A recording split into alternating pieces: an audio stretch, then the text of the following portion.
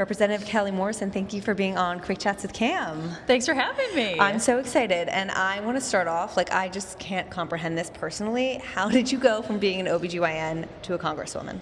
It's how does sort that of an happen? unusual path, isn't it? Yes. You know, I was really busy living my busy life, taking care of my patients, raising my 3 kids. I was involved in the community, but you know how working mom, you're just going all the time. Yeah.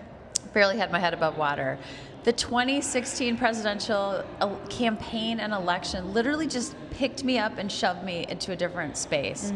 I was so heartbroken by the way it was ripping our country apart. Yep. And when President Trump explicitly said he was running to put justices on the court with the explicit intent of overturning Roe versus Wade, I knew what that would mean for reproductive health care and for the American people. And so it got me to just mobilize to get involved. One thing led to another, and I ran for the state legislature. Wow. Well, thank you for doing so, because It's an honor. similarly, all of our fears kind of came true with that Yeah. one when it comes to Roe v. Wade. So currently, are there ways that, my listeners, everyday people who aren't serving as a representative or a senator, can work to protect our reproductive rights? What can we be doing? I love that question, partly because it's so important, because we're Yeah. in this moment in our country. It's scary. It's heavy. There's a lot coming at us all the time, but there is stuff that each of us can do, and I would challenge everyone to commit to doing something. Yes. We all have to be a little bit brave in this moment. Courage is contagious. Fear can be contagious too, but so is courage. So if we're each bold in our way, we can create a tsunami of effect that will stop a lot of this and turn our country around. So it can be a whole range of things. It can be finding a candidate that you support and getting on board with that campaign. It can be running for office yourself.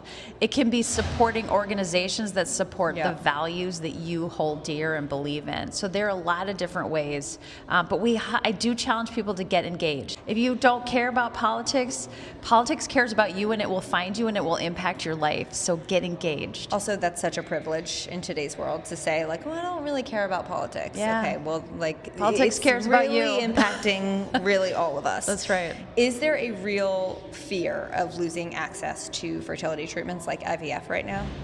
There absolutely is a fear. The next frontier in the anti-choice movement is fetal personhood, and if a fertilized egg is a human being, you can't do IVF. So it is it's a real fear. We've already seen that borne out in Alabama with the debate that happened there.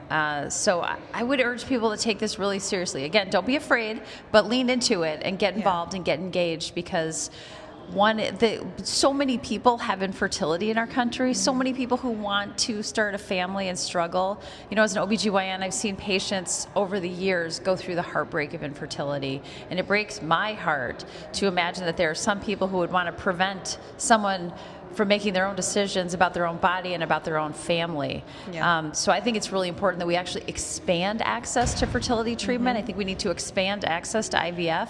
It's become a thing that only people who have means can have access to it, and that is wrong. We all should be able to start a family. Yep, it's a bit mixed messaging. It is confusing. It's confusing. It's confusing at best. Yes. Do you have any tips for working moms out there who are trying to navigate their career? Maybe they want to switch careers, maybe they want to do something different, and also still be present with their children? Oh my gosh, it's such a struggle. First of all, I would say be very forgiving of yourself, because we're all out there doing the best that we can. And have a big heart. Don't judge other people. We're all making decisions that we think are best. I think sometimes moms can get into this of I want to know that I'm doing it the right way, and if someone else is choosing to do it differently, that's wrong. There are a lot of different ways to construct a life. There's no right way. We're all just getting through and doing our best. What benefit do you feel there is to have more actively involved parents serving in Congress? And whether it's a father or a mother, I only see benefits from people who are experiencing it firsthand with younger kids, not how we parented maybe decades ago. Are you seeing that as a movement with younger representatives coming into office? Absolutely. It's so important. If we believe in the concept of a citizen legislature where you get people from all kinds of different backgrounds coming together to make decisions on behalf of the American people, you have to have younger people, and you have to have younger people with children, because they are experiencing that Right. part of their They life. know. They understand what these policies, how they will impact them and their families. So it's incredibly Yeah. important. Well, thank you so much for joining us. This was so great. Thanks so much for having me.